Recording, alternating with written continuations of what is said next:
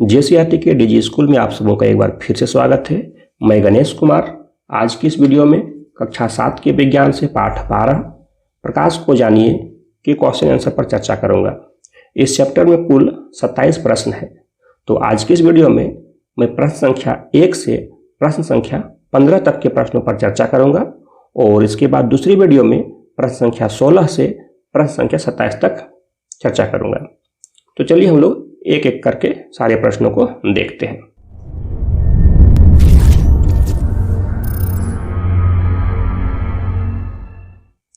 प्यारे बच्चों, आप सबों का एक बार फिर से स्वागत है मेरे YouTube चैनल में। और चलिए हम लोग सबसे पहले प्रश्न को देखते हैं। पहला प्रश्न आप स्क्रीन पर देख सकते हैं। स्तंभ अ में दिए गए शब्दों का मिलान स्तंभ ब के एक अथवा अधिक कथनों से कीजिए। और आपके सामने दो स्तंभ है, स्तंभ अ और स्तंभ ब। स्तंभ अ में कुछ दर्पण और लेंस के नाम लिखे हुए हैं और स्तंभ ब में उसके लिए उपयुक्त कथन हमें चुनना है। तो चलिए देखते हैं। सबसे पहला है समतल दर्पण। तो देखिए, अगर समतल दर्पण के लिए हम उपयुक्त कथन का चुनाव करेंगे तो हमें स्तंभ बी के सभी कथनों को ध्यान से देखना होगा। तो स्तंभ बी का पहला कथन है आवर्धक लेंस की भांति उपयोग होता है, यह तो समतल दर्पण के लिए नहीं है। दूसरा है अधिक क्षेत्र के दृश्य का प्रतिबिंब बना सकता है, यह भी समतल दर्पण के लिए नहीं है। दंत चिकित्सक उपयोग करते हैं, दंत चिकित्सक भी समतल दर्पण का उपयोग नहीं करते हैं। चौथा है उल्टा तथा आवर्धित प्रतिबिंब बनाता है, समतल दर्पण के लिए यह भी सत्य नहीं है। ई नंबर देखिए, प्रतिबिंब सीधा तथा वस्तु के समान आकार का बनता है, यह समतल दर्पण के लिए उपयुक्त कथन है। तो हम लोग क्या करेंगे, पहला को ई से मिलाएंगे। ठीक है। अब देखिए स्तंभ अ का दूसरा उत्तल दर्पण। तो उत्तल दर्पण के लिए उपयुक्त कथन कौन सा हो जाएगा? स्तंभ बी का फिर हम लोग देखते हैं। पहला आवर्धक लेंस की भांति उपयोग नहीं, अधिक क्षेत्र के दृश्य का प्रतिबिंब बना सकता है, हाँ, उत्तल दर्पण के लिए यह कथन उपयुक्त है। फिर हम लोग देखेंगे स्तंभ अ का तीसरा उत्तल लेंस। देखिए उत्तल लेंस के बारे में हम सब जानते हैं कि उत्तल लेंस का उपयोग आवर्धक लेंस की भांति यानी कि मैग्नीफाइंग ग्लास की तरह हम लोग करते हैं। तो इसको किससे मिलाएंगे? स्तंभ ब के पहले से। फिर है स्तंभ अ का चौथा अवतल दर्पण। तो अवतल दर्पण का उपयोग दंत चिकित्सक करते हैं। साथ ही साथ अवतल दर्पण के द्वारा जो प्रतिबिंब बनता है वह उल्टा और आवर्धित यानी कि बड़ा बनता है। तो इसके लिए हम क्या करेंगे, सी और डी को मिलाएंगे। अब देखिए स्तंभ अ का अंतिम पांचवा अवतल लेंस। तो अवतल लेंस का जो उपयुक्त कथन होगा वह कौन सा होगा? तो स्तंभ बी में देखिए सबसे लास्ट एफ, प्रतिबिंब सीधा तथा वस्तु से छोटे आकार का बनता है। तो स्तंभ अ के पांचवें को स्तंभ ब के छठे के साथ हम लोग मिलाएंगे यानी एफ से मिलाएंगे। तो इस तरह से हम लोगों ने स्तंभ अ का स्तंभ ब के साथ मिलान कर दिया। अब देखिए ये काफी टेढ़ा मेढ़ा है, तो हम जब कॉपी पर लिखेंगे, आंसर बुक में लिखेंगे, तो इस तरह से टेढ़ा मेढ़ा नहीं लिखेंगे, बल्कि हम क्या करेंगे, उसको सीधी सीधी लाइन में लिखेंगे। तो उसको हम लोग कैसे लिखेंगे, चलिए हम लोग देखते हैं उसका सही उत्तर। आप देखिए मेरे स्क्रीन पर देख सकते हैं सही उत्तर। सारी चीज एक ही लाइन में सीधी सीधी मिला करके लिखी हुई है। आप इसे ध्यानपूर्वक जरूर पढ़ें। और चलिए हम लोग अब दूसरे प्रश्न की ओर चलते हैं। दूसरा प्रश्न है सही विकल्प का चयन कीजिए। तो इसमें जो पहला प्रश्न है वो है कौन से दर्पण अथवा लेंस द्वारा बनाया गया प्रतिबिंब आभासी तथा वस्तुओं से बड़े आकार का होता है। और आपके सामने कुछ ऑप्शन है, कौन कौन सा ऑप्शन है? क अवतल लेंस, ख अवतल दर्पण, ग उत्तल दर्पण और घ समतल दर्पण। अब एक बार हम कथन को फिर से पढ़ते हैं। तो कौन से दर्पण अथवा लेंस द्वारा बनाया गया प्रतिबिंब आभासी और वस्तु से बड़े आकार का होता है। यहाँ पर दो चीज है, जो भी प्रतिबिंब बनेगा वह प्रतिबिंब आभासी होना चाहिए और वस्तु से बड़े आकार का होना चाहिए। ये प्रतिबिंब की यहाँ पर विशेषता दी हुई है। तो अगर हम लोग ऑप्शन को देखते हैं अवतल लेंस, तो अवतल लेंस जो होता है बड़ा प्रतिबिंब कभी नहीं बनाता है। ख अवतल दर्पण, हाँ, अवतल दर्पण बड़ा प्रतिबिंब बनाता है और आभासी भी बना सकता है। ग में है उत्तल दर्पण, तो उत्तल दर्पण जो है वह वस्तु से बड़ा प्रतिबिंब नहीं बनाता है। और घ समतल दर्पण, यह तो वस्तु के समान आकार का प्रतिबिंब बनाता है। तो इस तरह से इसका सही उत्तर कौन सा हो जाएगा? इसका उत्तर होगा ख अवतल दर्पण। अब चलिए इसका हम लोग दूसरे प्रश्न को देखते हैं। दूसरा क्या है? आपके तथा समतल दर्पण में बने आपके प्रतिबिंब के बीच की दूरी 8 सेंटीमीटर है, यदि आप दर्पण की ओर 2 सेंटीमीटर आते हैं तो आपके तथा प्रतिबिंब के बीच की दूरी क्या होगी? और आपके सामने कुछ ऑप्शन है, क 2 सेंटीमीटर, ख 4 सेंटीमीटर, ग 6 सेंटीमीटर और घ 8 सेंटीमीटर। इस क्वेश्चन को समझने के लिए थोड़ा सा हम लोग डायग्राम बनाते हैं। देखिए आप स्क्रीन पर देख सकते हैं। चलिए मैं यहाँ पर एक समतल दर्पण बनाता हूँ। यहाँ पर एक समतल दर्पण ये बन गया।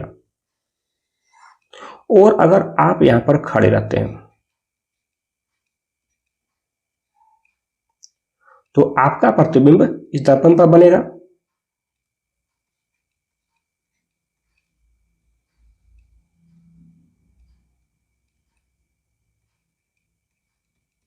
ये आप है और ये आपका प्रतिबिंब है। अभी मैं यहाँ पर किरण आरेख नहीं बना रहा हूँ, सिर्फ समझने के लिए जो जरूरी है इस क्वेश्चन के लिए उतना ही मैं डायग्राम बना रहा हूँ। अब देखिए समतल दर्पण से बने प्रतिबिंब की एक विशेषता होती है कि जितनी दूरी पर बिंब होगा, वस्तु होगा, उतना ही दूरी पर इसका प्रतिबिंब भी बनता है।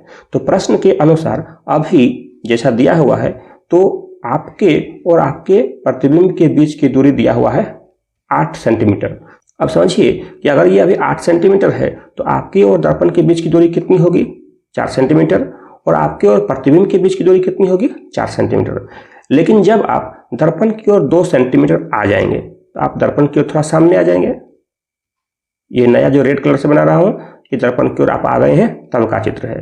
तो अब आपके और दर्पण के बीच की दूरी कितनी होगी? क्योंकि आप 2 सेंटीमीटर आ चुके हैं तो अब यह दूरी मात्र 2 सेंटीमीटर ही बचेगी। तो प्रतिबिंब भी जो बनेगा वह भी तो 2 सेंटीमीटर की दूरी पर ही बनेगा। तो यहाँ आपका प्रतिबिंब बनेगा और यह दूरी भी कितनी होगी?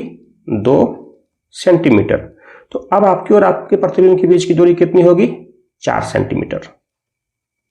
तो इस तरह से इस प्रश्न का सही उत्तर कौन सा हो जाएगा? 4 सेंटीमीटर। चलिए देखते हैं ऑप्शन में क्या क्या है।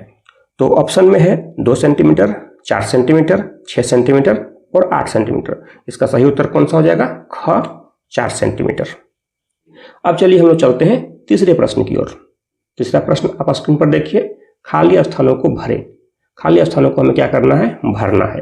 पहला है, जिस प्रतिबिंब को पर्दे पर न प्राप्त किया जा सके वह खाली स्थान प्रतिबिंब कहलाता है। देखिए प्रतिबिंब मुख्य रूप से 2 प्रकार के होते हैं, एक आभासी प्रतिबिंब, एक वास्तविक प्रतिबिंब। आभासी प्रतिबिंब को हम पर्दे पर प्राप्त नहीं कर सकते हैं तो यहाँ पर हम क्या भरेंगे खाली स्थान में? यहाँ भरेंगे आभासी।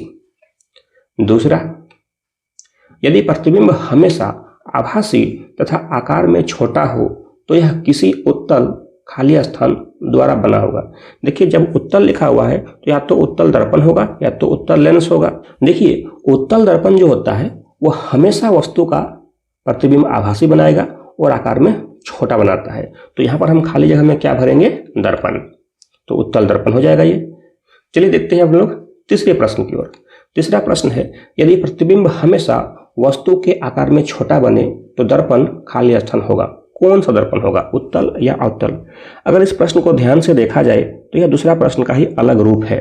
उत्तल दर्पण ही होता है जिसके द्वारा बनाया गया प्रतिबिंब आकार में छोटा होता है और वो हमेशा छोटा ही होता है। तो यहाँ पर हम क्या लिखेंगे? उत्तल। अब चलिए हम लोग चौथे प्रश्न को देखते हैं। चौथा प्रश्न है, जिस प्रतिबिंब को पर्दे पर प्राप्त किया जा सके वह प्रतिबिंब कहलाता है। कौन सा प्रतिबिंब कहलाता है? तो जस्ट अभी हम लोगों ने चर्चा किया है कि जिस प्रतिबिंब को पर्दे पर प्राप्त कर सकते हैं उसे हम लोग वास्तविक प्रतिबिंब कहते हैं। तो खाली स्थान में क्या भरेंगे? वास्तविक। पांचवा प्रश्न है कि अवतल खाली स्थान द्वारा बनाया गया प्रतिबिंब पर्दे पर प्राप्त नहीं किया जा सकता। अब देखिए पर्दे पर प्राप्त नहीं कर सकते हैं, इसका मतलब जो प्रतिबिंब बनेगा वह आभासी होगा और अवतल लेंस के द्वारा बनाया गया प्रतिबिंब आभासी होता है। तो खाली जगह में हम क्या लिखेंगे? लेंस। तो अवतल लेंस द्वारा बनाया गया प्रतिबिंब पर्दे पर प्राप्त नहीं किया जा सकता है।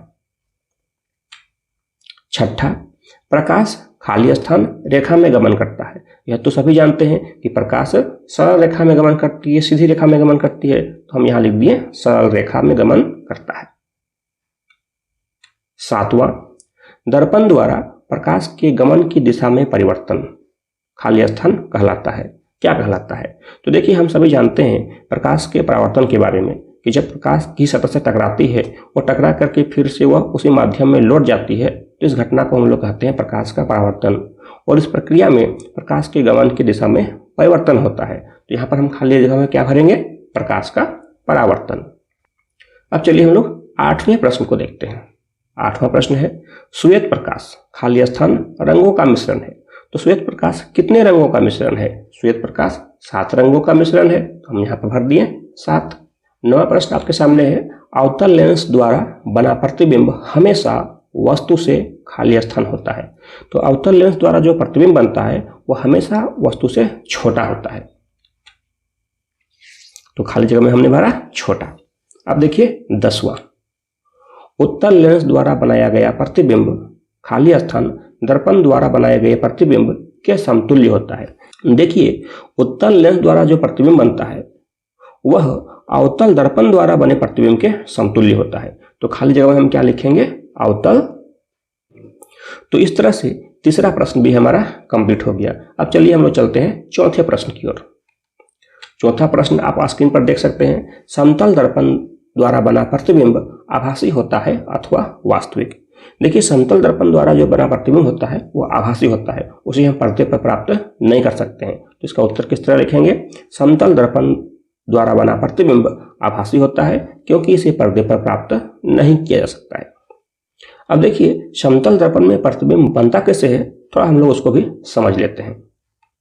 आप देखिए मेरी स्क्रीन पर ये एक समतल दर्पण है और यहाँ पर एक मोमबत्ती है, कैंडल है, और इस मोमबत्ती से हम 2 प्रकाश किरण ले रहे हैं, ये पहली और ये दूसरी।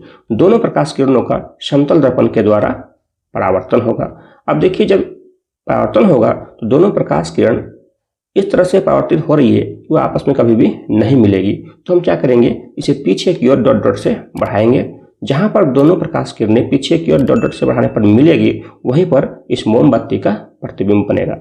और ये प्रतिबिंब जो है वो काल्पनिक है, आभासी है, इसे हम पर्दे पर प्राप्त नहीं कर सकते हैं। तो इसलिए हमने कहा समतल दर्पण द्वारा बना प्रतिबिंब आभासी होता है। ठीक है, अब चलिए हम लोग 5वें प्रश्न की ओर चलते हैं।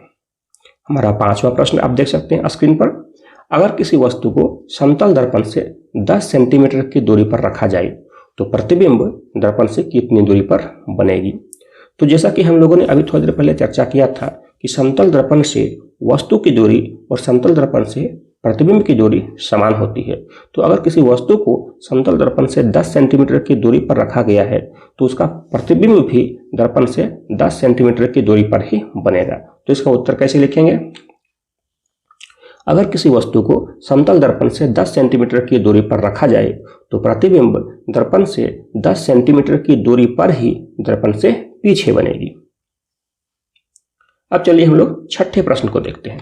6ठा प्रश्न है, जब तालाब में वृक्षों एवं भवनों का प्रतिबिंब देखते हैं तो उसे कौन परावर्तित करता है?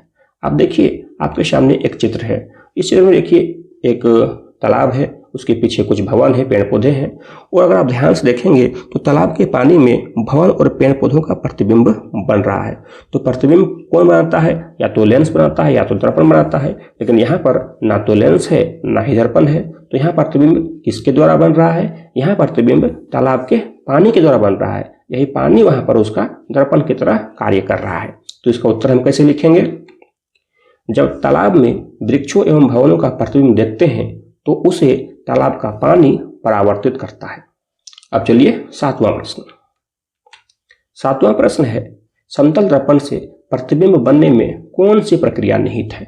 देखिए समतल दर्पण से प्रतिबिंब बनने में प्रकाश का जो परावर्तन है यही प्रक्रिया निहित है। अगर प्रकाश का परावर्तन नहीं होगा तो समतल दर्पण से प्रतिबिंब भी नहीं बनेगा। चलिए हम लोग 8वें प्रश्न को देखते हैं। 8वां प्रश्न है, क्या अवतल दर्पण द्वारा वास्तविक, उल्टा तथा वस्तु से बड़े आकार का प्रतिबिंब प्राप्त किया जा सकता है? हाँ, बिल्कुल किया जा सकता है। अवतल दर्पण द्वारा वास्तविक, उल्टा और वस्तु से बड़े आकार का प्रतिबिंब प्राप्त कर सकते हैं। उत्तर कैसे लिखेंगे कि हाँ, अवतल दर्पण द्वारा वास्तविक, उल्टा तथा वस्तु से बड़े आकार का प्रतिबिंब प्राप्त किया जा सकता है। वास्तव में अवतल दर्पण में भिन्न भिन्न स्थितियों पर वस्तु को रखने पर उसका प्रतिबिंब भी भिन्न भिन्न स्थितियों पर प्राप्त होता है। अगर इस संबंध में आपको विशेष जानकारी चाहिए तो इस वीडियो के डिस्क्रिप्शन बॉक्स में लिंक दिया हुआ है, आप वहां से देख सकते हैं। अब चलिए हम लोग 9वें प्रश्न की ओर चलते हैं। 9वां प्रश्न है, क्या उत्तल दर्पण द्वारा आभासी, सीधा तथा वस्तु से बड़े आकार का प्रतिबिंब प्राप्त किया जा सकता है? देखिए, उत्तल दर्पण से हम आभासी प्रतिबिंब तो प्राप्त कर सकते हैं, लेकिन वस्तु से बड़े आकार का प्रतिबिंब हम प्राप्त नहीं कर सकते हैं। तो इसका उत्तर क्या लिखेंगे? इसका उत्तर लिखेंगे नहीं, उत्तल दर्पण द्वारा आभासी, सीधा तथा वस्तु से बड़े आकार का प्रतिबिंब प्राप्त नहीं किया जा सकता है। इससे केवल आभासी प्रतिबिंब प्राप्त किया जा सकता है जो कि वस्तु से छोटा होता है। अब चलिए हम लोग 10वें प्रश्न की ओर चलते हैं। 10वां प्रश्न है, स्टील के चमकदार चम्मच का धंसा भाग किस प्रकार का दर्पण है? तो ये तो सिंपल सा प्रश्न है। यहाँ पर स्टील के एक चमकदार चम्मच के धंसे हुए भाग का चित्र है और यह एक अवतल दर्पण की तरह कार्य करता है। तो उत्तर लिखेंगे, स्टील के चमकदार चम्मच का धंसा हुआ भाग अवतल दर्पण की तरह कार्य करता है। 11वां प्रश्न आप मेरे स्क्रीन पर देखिए, दाढ़ी बनाने के लिए कौन से दर्पण का उपयोग किया जाता है? तो देखिए, दाढ़ी बनाने के लिए हम उस दर्पण का उपयोग करेंगे जिससे प्रतिबिंब बड़ा बने, ताकि हमें दाढ़ी स्पष्ट और साफ साफ दिखाई दे। तो बड़ा प्रतिबिंब किससे बनता है? अवतल दर्पण में। तो हम इसका उत्तर क्या लिखेंगे? दाढ़ी बनाने के लिए अवतल दर्पण का उपयोग किया जाता है। 12वां प्रश्न देखिए आप स्क्रीन पर। 12वां प्रश्न है, कौन सा दर्पण आभासी, सीधा तथा वस्तु के आकार से छोटा प्रतिबिंब बनाता है? तो अभी हम लोगों ने इस पर काफी चर्चा किया है। आप समझ सकते हैं कि कौन सा दर्पण आभासी, सीधा तथा वस्तु के आकार से छोटा प्रतिबिंब बनाता है। सोचिए। बिल्कुल सही, आपने सही सोचा। उत्तल दर्पण के द्वारा जो प्रतिबिंब बनता है वह आभासी, सीधा और वस्तु के आकार से छोटा होता है। तो इसका उत्तर भी क्या लिखेंगे? उत्तल दर्पण। अब चलिए हम लोग 13वें प्रश्न को देखते हैं। 13वां प्रश्न है, किस प्रकार का लेंस वास्तविक, उल्टा तथा वस्तु के आकार से बड़ा प्रतिबिंब बनाता है? तो देखिए, लेंस मुख्यतः 2 प्रकार के होते हैं, एक उत्तल लेंस, एक अवतल लेंस। अवतल लेंस कभी भी वस्तु का प्रतिबिंब वस्तु के आकार से बड़ा नहीं बनाता है। तो इसका उत्तर कौन सा हो जाएगा? उत्तल लेंस। तो हम क्या लिखेंगे? उत्तल लेंस वास्तविक, उल्टा तथा वस्तु के आकार से बड़ा प्रतिबिंब बनाता है। उत्तल लेंस के लिए भी अलग अलग स्थिति के वस्तुओं के लिए प्रतिबिंब का स्थिति और आकार अलग अलग होता है। चलिए अब हम लोग 14वें प्रश्न की ओर चलते हैं। 14वां प्रश्न आप मेरे स्क्रीन पर देखिए, किस प्रकार का लेंस आभासी, सीधा तथा वस्तु के आकार से छोटा प्रतिबिंब बनाता है? तो देखिए, यहाँ पर एक प्रश्न है कि आभासी, सीधा और वस्तु के आकार से छोटा। तो अवतल लेंस जो होता है वह आभासी, सीधा और वस्तु के आकार से छोटा प्रतिबिंब बनाता है। अब देखिए, चलिए हम लोग 15वें प्रश्न को देखते हैं। 15वां प्रश्न है, श्वेत प्रकाश कितने रंगों का मिश्रण है? तो श्वेत प्रकाश 7 रंगों का मिश्रण है। ये 7 रंग कौन कौन से हैं? लाल, नारंगी, पीला, हरा, नीला, जामुनी और बैंगनी। ये 7 रंगों से मिलकर श्वेत प्रकाश का निर्माण होता है। प्यारे बच्चों, आज की वीडियो में इतना ही। अगली वीडियो में हम लोग क्वेश्चन नंबर 16 से क्वेश्चन नंबर 27 तक के प्रश्नों को हल करेंगे। अगला वीडियो आपसे मिस ना हो, इसलिए चैनल को अभी सब्सक्राइब कर लें। और आज की वीडियो में अगर आपके मन में कोई शंका हो, कोई प्रश्न हो, तो कमेंट करके जरूर पूछें। तो फिर मिलते हैं अगली वीडियो में, तब तक के लिए जय हिंद।